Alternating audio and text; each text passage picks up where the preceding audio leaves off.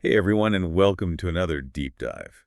We love to unpack these epic stories from the Bible, and today we're looking at 1 Samuel chapter 30. It's a powerful story about loss and resilience, and the kind of leadership that, well, I think we all could use a little bit more of these days. So imagine this. You come home after being away for a while, and everything you love, your family, your possessions, your entire community, it's all gone, vanished. How would you even begin to process that? How would you lead others through such a crisis?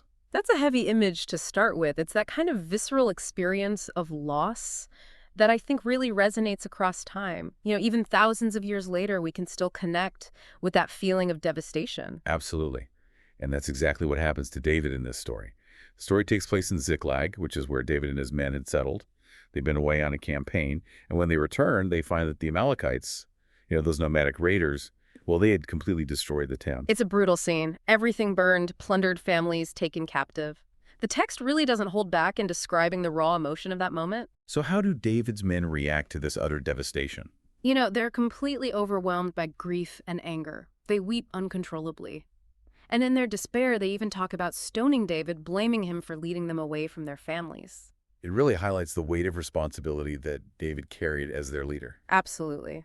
And you can almost feel the tension and desperation in that moment. It's a stark reminder of how fragile things can be, how easily a group can unravel when faced with such profound loss. Yet, instead of giving in to despair or reacting defensively, David does something pretty remarkable. He takes a moment to seek guidance. It's a pivotal moment in the story. It would have been easy to get swept up in the chaos and emotion of the situation, but instead David chooses to pause, reflect, and seek a higher perspective. He consults the ephod, a sacred object used for communicating with God, and receives reassurance that he should pursue the Amalekites. This act of seeking guidance is something we can all learn from, even today. In moments of crisis when we feel lost and uncertain, taking that time to connect with something larger than ourselves, whether it's through prayer meditation or even just talking to a trusted advisor, it can make all the difference. It's like finding that center amidst the chaos, that grounding point that allows you to move forward with purpose. Exactly. And with this renewed sense of purpose, David and his 600 men set off in pursuit of the Amalekites. However, along the way, 200 of them become too exhausted to continue, leaving 400 to press on with David. And this is where we start to see that theme of resilience emerge. Even in their weakened state, both physically and emotionally, they refuse to give up. It speaks to that deep-seated human instinct to fight for what matters most: family, community, a sense of justice. Absolutely. And eventually their persistence pays off. They locate the Amalekites, who are celebrating their victory, completely unaware of the impending attack. Oh, this is where it gets good. David and his men take them by surprise and win a decisive victory. They recover everything that was stolen, their family's possessions, even the spoils of war. Wow, talk about a complete reversal of fortune.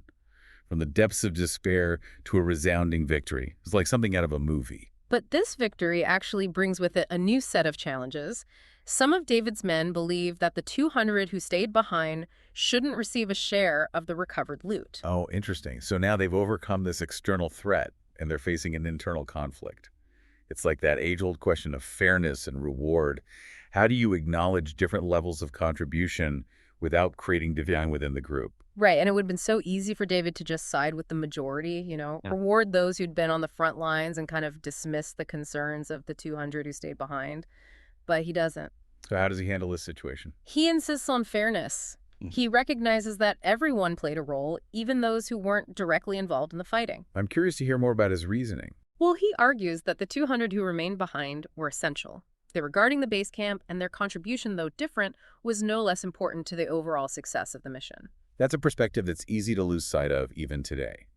We often focus on those who are on the front lines, the ones making the most visible contributions, but we tend to overlook the support systems, all that behind-the-scenes work that makes those contributions possible. Exactly. And David's approach really underscores the importance of recognizing and valuing every member of the team.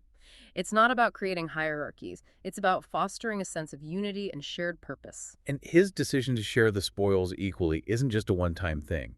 It actually becomes a lasting statute in Israel, a kind of legal precedent that emphasizes fairness and the equitable distribution of resources. It sets a powerful precedent that goes beyond this one incident. It speaks to the kind of society we should strive to create, one where everyone feels valued and where all contributions are recognized, even if they're not always the most glamorous or attention-grabbing. It really makes you think about how we can apply this principle in our own lives, in our workplaces, communities, and families. How do we ensure that everyone feels seen and appreciated for their unique contributions? That's a great question. And I think David's approach offers some valuable insights. It's not simply about dividing things up equally, it's about recognizing that we're all interconnected and that everyone's well-being and success are intertwined. There's a deeper message there about the power of shared purpose and the importance of belonging. It's not just about material rewards, it's about creating a culture where everyone feels like they're part of something larger than themselves. And that sense of belonging, of being part of a supportive and cohesive group, can be incredibly powerful, especially when we're facing challenges and setbacks. We see that in David's story, don't we? Despite the immense loss and trauma they endured, David and his men were able to rally together, persevere, and ultimately achieve a remarkable victory. Absolutely. Their unity was their strength. And that's a lesson that I think resonates just as strongly today as it did back then. In a world that often feels increasingly divided and polarized, it's easy to lose sight of that. It's easy to get caught up in our differences, but David's story reminds us of the transformative power of a unified group, a group that recognizes and values the contributions of all its members. It's not just about fairness in how we distribute resources. Yeah. It's about cultivating fairness in how we treat each other, how we acknowledge and value the unique gifts and perspectives that each individual brings to the table. It's about fostering a culture of empathy, understanding, and mutual respect. And I think that by embracing these principles, we can create a more just and equitable world for everyone. A world where everyone feels empowered to contribute and to thrive. Exactly. And it all starts with recognizing that we're all in this together, that our well-being is interconnected, and that true success is a collective endeavor. This story of David and the Amalekites, it's a powerful reminder of that timeless truth. I think that's a great place to pause for now. But I'm already looking forward to continuing this conversation and exploring how we can apply these principles in our own lives.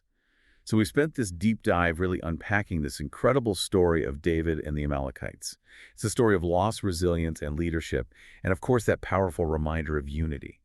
I think it's amazing how even after thousands of years, these stories from the Bible can still speak to us in such a profound way. They really tap into something fundamental about the human experience, those universal challenges and triumphs that transcend time and culture. Absolutely. As we wrap up this deep dive, let's talk about how this ancient wisdom can be applied in our modern lives. How can we take those principles, resilience, seeking guidance, and fairness, and put them into practice? I think it starts with cultivating self-awareness. When we're faced with a setback or a challenge, how do we typically respond? Do we get caught up in negativity, or do we take a moment to pause, breathe, and seek guidance? It's about recognizing those patterns, those default reactions that we all have, and making a conscious effort to choose a more constructive path. Exactly. And when we talk about seeking guidance, it doesn't have to be some kind of divine intervention. It could be talking to a mentor or therapist, or even just taking some time for quiet reflection. It's about finding those sources of support, whether it's people or practices that can help us tap into our own inner wisdom and strength. And then there's the action piece, actually putting these principles into practice. It's not enough to just think about it.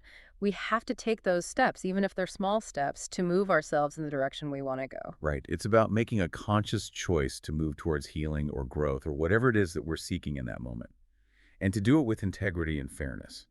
Like David's decision to share the spoils equally, a reminder that true success is a collective effort. It's about creating that culture of collaboration and shared purpose where everyone feels valued and empowered to contribute. And I think this story also offers us a message of hope, a reminder that restoration is possible. Even after the most devastating loss or setback, we have the capacity to heal, rebuild, and come back even stronger than before. Sometimes we might even discover strengths and resilience we never knew we had.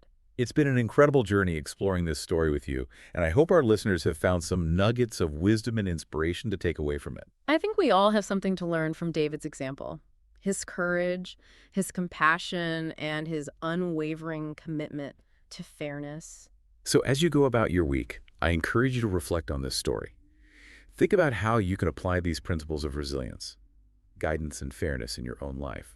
And remember that even in the face of adversity, there's always hope, always the possibility of renewal and growth. Until next time, keep diving deep. And keep seeking those nuggets of wisdom wherever you can find them.